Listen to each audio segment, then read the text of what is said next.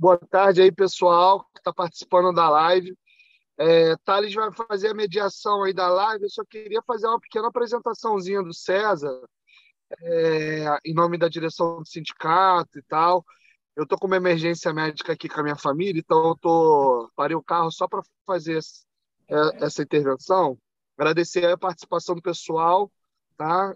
Da categoria, provavelmente deve ter gente de fora de Caxias. César Brito é um companheiro aí de luta jurídica, vou chamar assim, não vou chamar nem de advogado, companheiro de luta jurídica, é, que assessora o sindicato de Sergipe, Alagoas e Sergipe, desde a década de 80. De lá para cá, se vocês forem ver aí na internet, tem uma longa história de grandes ações aí jurídicas e já assessora sindicatos da CUT, assessorou sindicatos da FUP, tem participação na assessoria junto à FNP e está com atuação forte aí nas demandas junto ao TST. E eu queria fazer um elogio aí hoje, se vocês puderem procurar saber. Ontem teve uma decisão, uma audiência no STF, né? Não foi nem no TST, foi no STF, né, César? Foi, no Supremo. No Supremo, né? Que deu um ganho de causa bem interessante para o FENAJUF, né? Para os servidores da Justiça Federal, que é a licença, vou chamar assim, entre aspas, a licença maternidade para homens. Homens solteiros, né? Homens solo, né? Homens que cuidam de crianças sozinhos, né? Que antes esse direito era de 5 dias, virou, por unanimidade, o STF deu para 180 dias. Vejam, pessoal, uma demanda muito interessante para a gente agora discutir no ACT.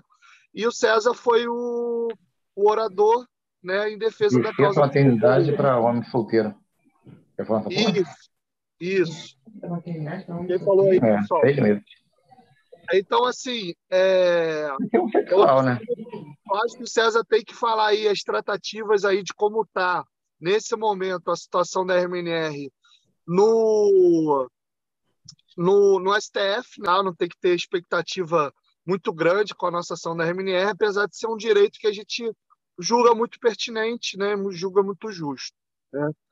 A empresa está aí, na verdade, flexibilizando nossos adicionais de turno, né, de periculosidade. Saudações igualitárias. É um prazer estar aqui, já que, como Marcelo já bem adiantou, junto com a Adesso, somos chamados, né, nos encontros dos advogados e advogadas petroleiros, dos pré-históricos, né? Porque nós começamos a advogar desde 1986, primeiro Sergipe Alagoas, e participando dos encontros nacionais do jurídico e também na FNP, nos debates estratégicos no TST e no Supremo Tribunal Federal. A gente integra um coletivo de jurídico, conversamos regularmente e traçamos várias estratégias sobre os interesses da categoria. Aliás, desde 86, sem solução de continuidade, eu advogo com muito orgulho para os petroleiros, que eu os considero sempre meus professores de luta, a exemplo da resistência que sempre fizemos à privatização da Petrobras. Desde a época que Fernando Henrique Cardoso quis trocar o nome para Petrobras e, para privatizar a Petrobras, queria acabar com a nossa categoria, como nós acompanhamos durante várias greves gerais.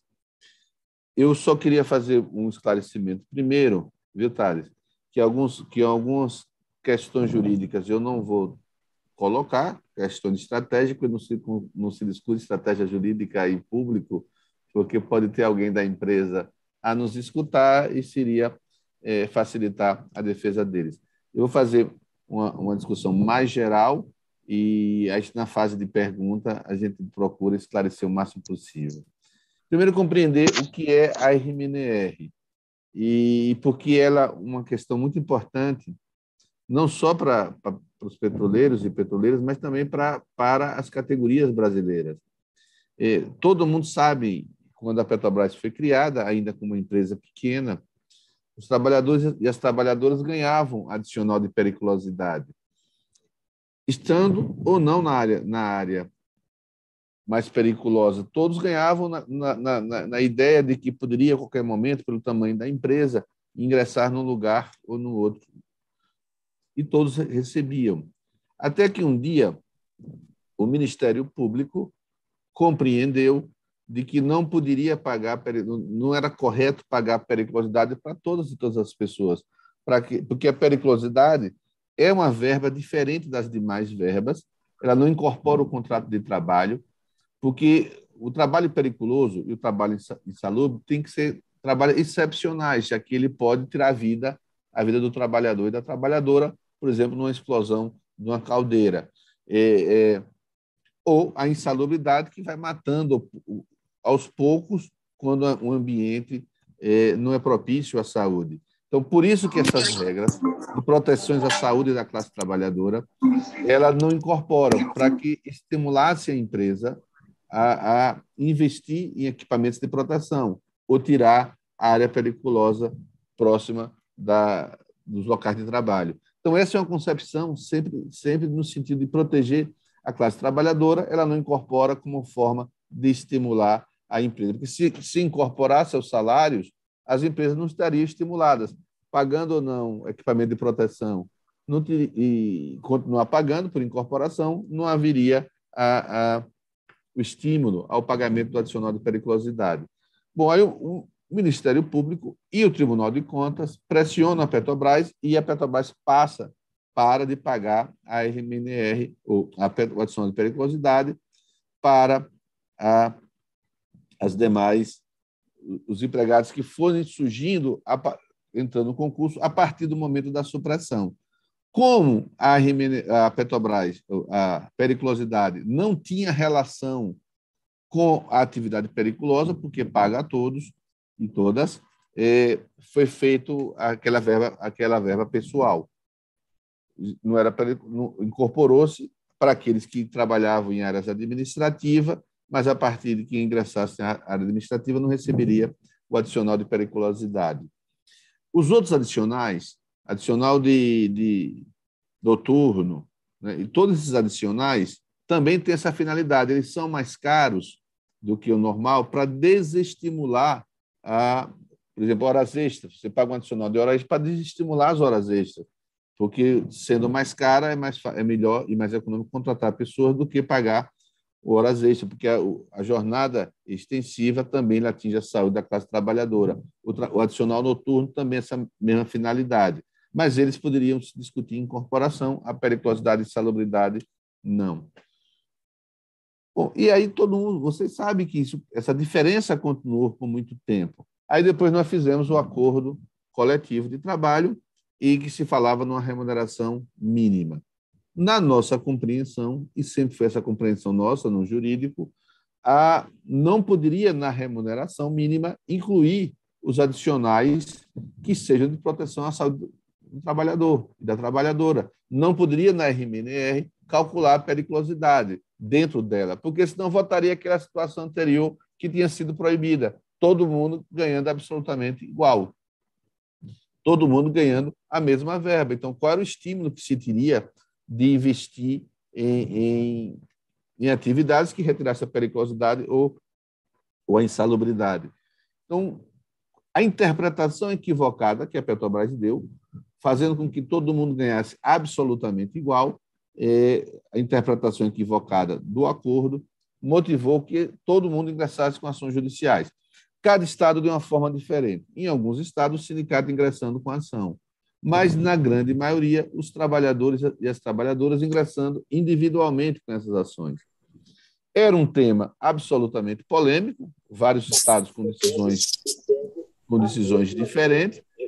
O processo, quando vem ao TST, e eu passo a atuar no TST por conta do Sinipet Sergipe Alagoas, alguns petroleiros e petroleiras lá da Bahia, e o TST começa também a trazer um debate mais aprofundado.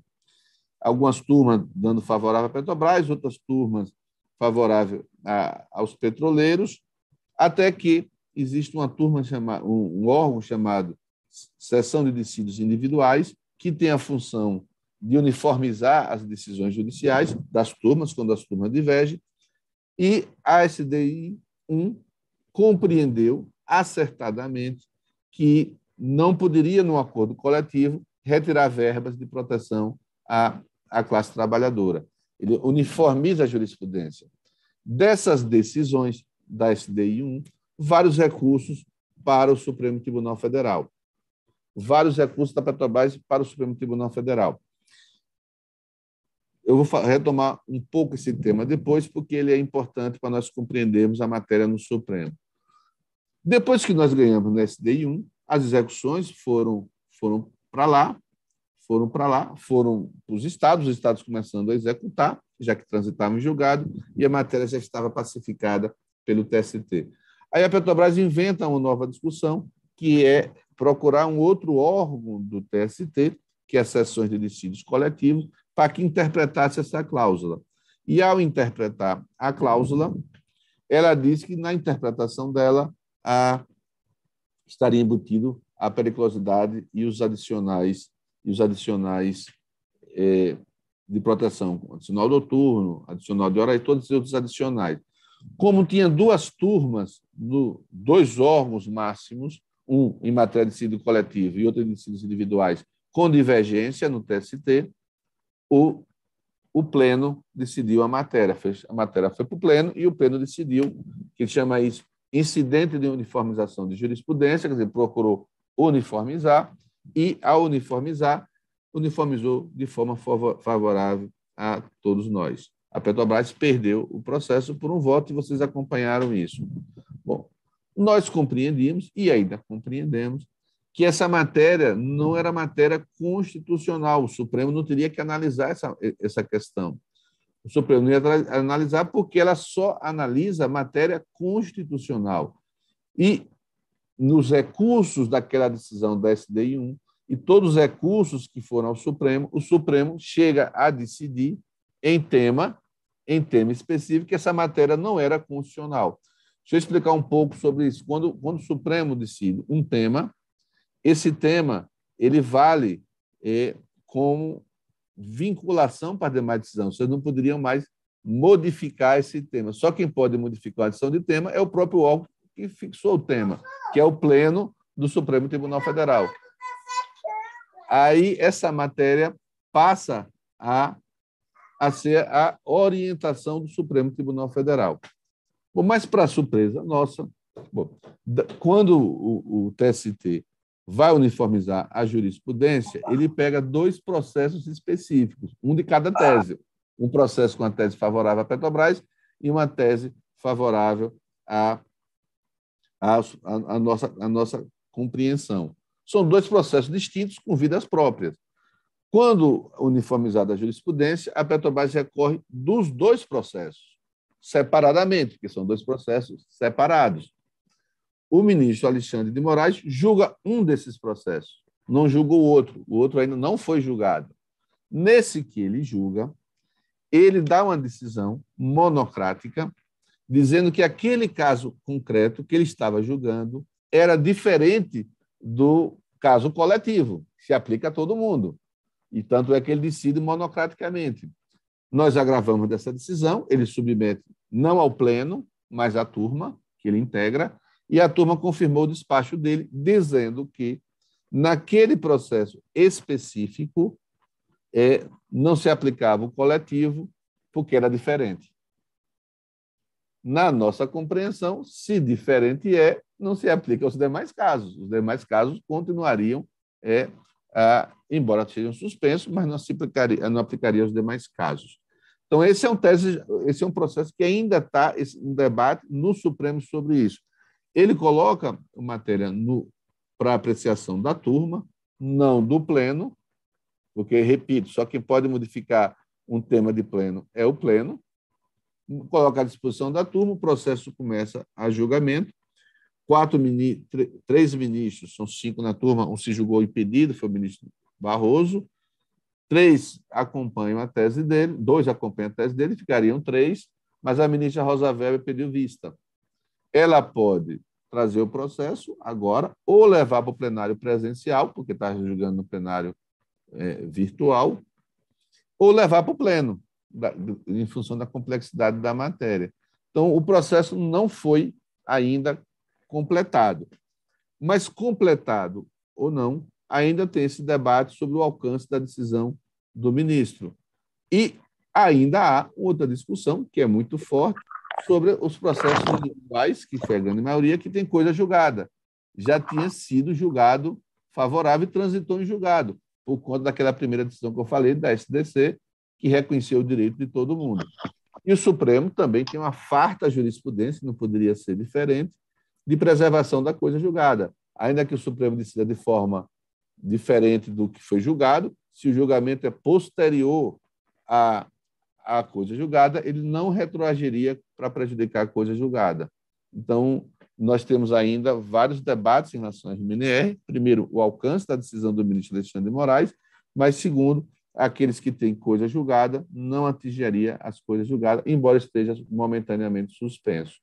Então, esse é mais ou menos o arcabouço da RBNR, muito tema ainda para discutir, e nós temos uma argumentação muito forte, especificamente sobre a periculosidade, é que também tem tema de repercussão geral no Supremo Tribunal Federal, dizendo que a periculosidade não pode ser objeto de acordo coletivo. Ainda que houvesse o interesse claro da categoria de retirar a periculosidade, que não é o nosso caso, que não houve nenhum interesse, não poderia o acordo coletivo atingir e revogar a coisa, o adicional de periculosidade, porque é norma de proteção à saúde do trabalhador.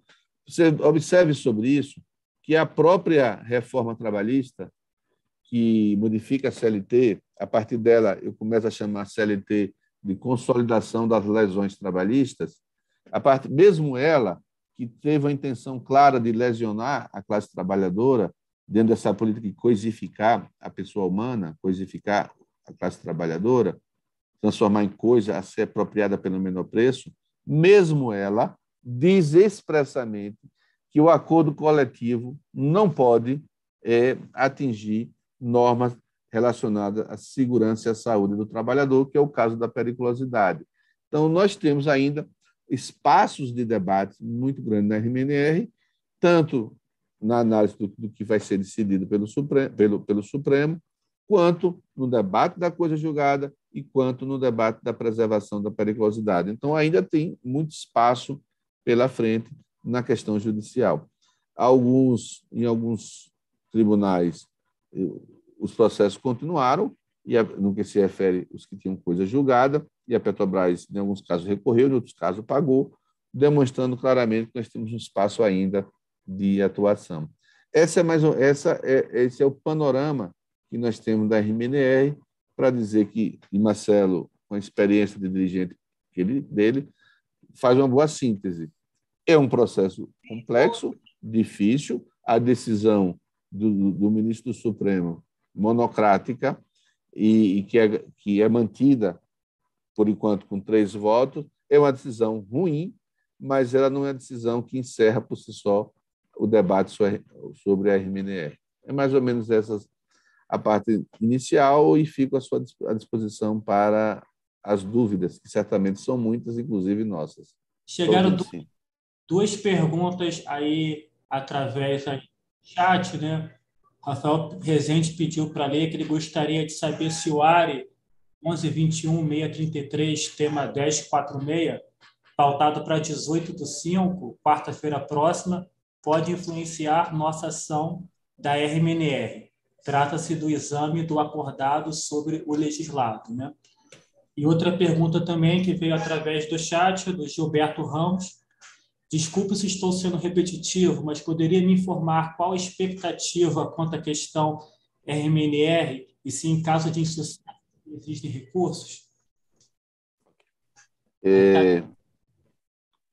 São duas perguntas. São duas perguntas importantes e que se complementam.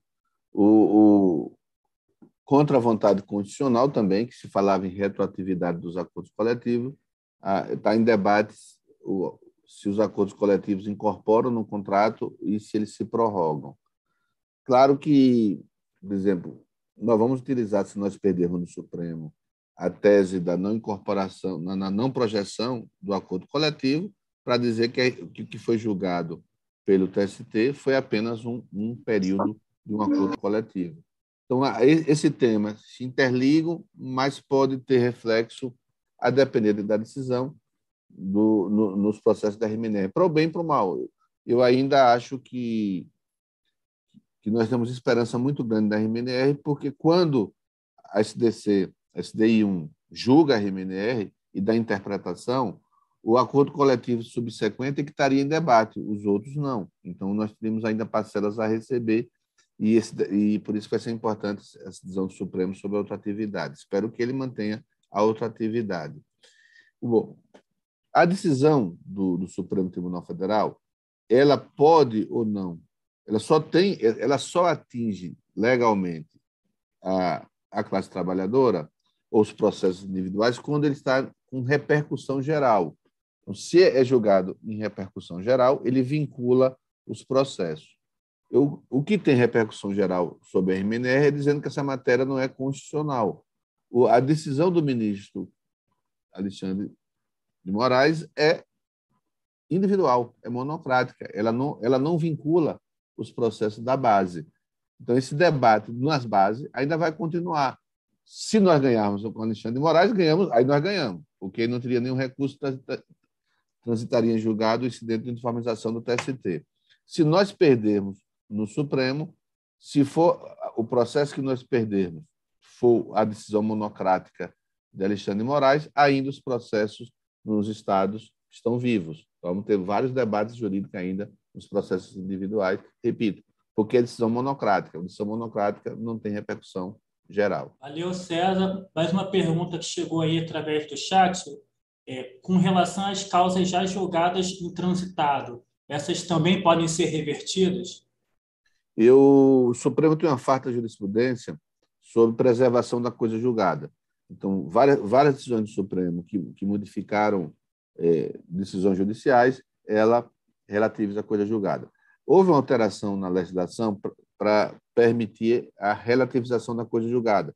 Por exemplo, se você está executando, aí diz, olha, o Supremo mudou o pensamento e aí poderíamos usar o novo pensamento do Supremo. Mas mesmo essa lei que fez a alteração, ela diz expressamente que as decisões posteriores do Supremo à coisa julgada não atingem a coisa julgada anterior. E aí nós temos 90% das decisões de RMNR com coisa julgada antes da decisão do Supremo, até porque a decisão do Supremo não teve ainda. Ela será ainda posterior. Então, o que aconteceu de coisa julgada agora, ela não atinge a quem já tem coisa julgada.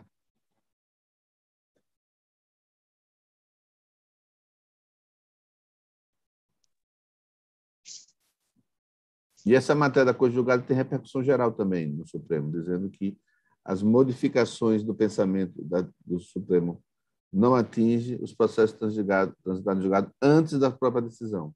Alguém está perguntando se, em caso de insucesso, não existe recurso. Sim, é isso que estou falando. A decisão,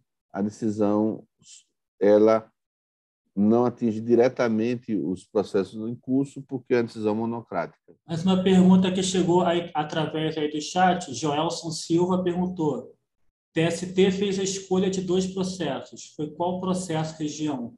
Fundamentação sobrepõe os outros processos com fundação melhor, como sendo aqui em Sergipe, ou vai ser julgado como geral? Quando você tem um incidente de uniformização de jurisprudência, você tem decisões diferentes, como estava no TST, tinha 4 turmas favoráveis a gente, 3 turmas contra. A SDC decide favorável, a SDI1 favorável, a SDC contra, e aí o que é que o tribunal faz em incidente de uniformização? Pega cada uma das 2 teses, pega as 2 teses e leva para julgamento. E como são processos individuais, eles recebem tratamentos diferentes. A Petrobras entrou com recurso extraordinário dos 2. Um está julgado, o outro não está julgado. Então, é possível que, quando for julgar esse outro processo, que não foi julgado, se o ministro joguei aquilo daquela forma, é a mesma coisa. É possível ele dizer isso. mas é possível dizer não, porque é um ou outro julgamento. A tese que estava lá, de um deles só tratava de periculosidade, e o que foi julgado tratava de outros adicionais. Então, ainda, isso só reforça para nós a tese de que, em sendo dois processos, na repercussão geral do TST, só foi julgado um, é porque a decisão foi monocrática, não é de repercussão geral, e, em não sendo de repercussão geral, não atinge os processos. Uma pergunta se a decisão é tão somente para sindicalizado ou abrange todos os trabalhadores sob regime. Se o Supremo tivesse decidido pelo Pleno, fixaria uma tese. E essa tese ela seria vinculante, porque teria repercussão geral e atingiria a todos. Essa é a formulação que o Supremo tem. Sindicalizados ou não sindicalizados. Nas ações que têm substituição processual, a decisão do sindicato vai valer para a decisão. Nesses processos do sindicato, vale para toda a categoria. Mas nem todos os estados têm ação coletiva. Lá em Sergipe, o Sindicato Sergipe-Alagoas não tinha ação coletiva, tinha as ações individuais. Então, por isso que cada estado vai ter uma realidade diferente. Quando o sindicato ingressa com ação, atinge a categoria. Quando as ações individuais, só atinge as individuais. A Letícia pergunta se pode ser alegado que a decisão monocrática se deu sobre o processo. Para nós, Letícia, pode ser alegado que a decisão monocrática do ministro Alexandre se deu sobre um processo de recurso repetitivo e daí a discussão acabaria no seu trabalho. Eu acredito que a Petrobras vai dizer isso, mas acontece que no processo de recurso repetitivo foram 2 processos paradigmas e só foi julgado um. E ele diz expressamente na decisão dele que não está revogando o tema geral. O tema geral é de que a matéria não tinha conteúdo constitucional e, não tendo conteúdo constitucional, o Supremo não apreciaria. Então, por isso que nos processos da Justiça do Trabalho, nas primeiras instâncias, ou na onde são paradas, esse tema ainda vai persistir. A questão da RMNE ficará parada enquanto a Rosa Weber estiver depois do processo? Sim, porque o processo que suspendeu a tramitação é esse que está em julgamento. Enquanto o julgamento não for retomado, os processos ficam parados. Qual seria o percentual realista para revertermos a decisão monocrática? É muito difícil falar sobre isso. Não tenho perspectiva. Até porque eu, sinceramente falando, acredito que o processo não se encerra na decisão do Supremo. Só se encerraria na decisão do Supremo se fosse favorável a gente. E não sendo favorável a gente, acho que ainda nós temos uma boa luta nos estados. Em caso de derrota, as pessoas já vinham recebendo covista de devolução? Isso sempre há, porque não são decisões judiciais no todo sentido, mas a parte maior das decisões judiciais é aquele que recebeu de boa-fé não teria essa obrigação. Receber de boa-fé por decisão judicial, também tem várias decisões dizendo que não é obrigado a devolver. Mas esse é um tema que ainda tem devido aos tribunais, se tem ou não que devolver. Em geral, não devolve. Relativo a PET 7.755, o ministro Alexandre pode manter indefinitivamente suspensas as ações transitadas em julgado. Existe algum recurso contra a suspensão? Nós já postulamos que os processos de coisa julgada continuassem, não foi ainda apreciado, mas por enquanto não julgar o processo, eles estariam suspensos. Mas nós já pedimos para prosseguir o processo de coisa julgada. A gente tem um grupo, é bom até registrar isso, um grupo de jurídico que debate constantemente assunto da RMNR. Esse grupo jurídico é integrado pelos advogados da FNP e da FUP, e de todos os sindicatos que estão habilitados no processo. A gente discute estratégia comum. Então, a gente discute muito isso, se deve querer a suspensão agora, mas acha que a gente tem achado que não deve forçar muito o debate agora da coisa julgada, porque esse é um debate que é muito mais propício para debater nos processos específicos quando eles forem retomado o curso normal. Mas a gente tem feito isso coletivamente. Então, essa prática da conversa comum que foi deliberada tanto pela FUP e pela FNP, de que os advogados e advogadas manteriam as estratégias comuns, nós estamos seguindo com muito cuidado, né? É um grupo só de advogados, advogadas que cuidam do processo da FNP, não é ampliado, mas só para aqueles que estão habilitados no Supremo Tribunal Federal. Então, toda a estratégia que está sendo feita, ela é uma estratégia coletiva. Então, passar então aí a palavra para o César fazer as considerações, né, mais importantes, né, mais pertinentes, né, aí para a gente já respondeu aí uma série de perguntas. Se surgir alguma no meio do caminho, ele responde também, mas daí o espaço aí para fazer as perguntas. É um prazer mesmo estar aqui. A gente que começa a advogar para os petroleiros desde 86, Duque de Caxias sempre foi uma referência para a gente, né? Quando nós falamos na resistência à ditadura civil-militar, não se pode esquecer de Duque de Caxias, nem Mataripe, né? Foram as categorias que mais enfrentaram, e também, quando Fernando Henrique quis privatizar, também Duque de Caxias com um peso muito importante. E para a gente que acompanhava, Maurício, desde a época do Comando Único dos Petroleiros, antes mesmo da FUP, né?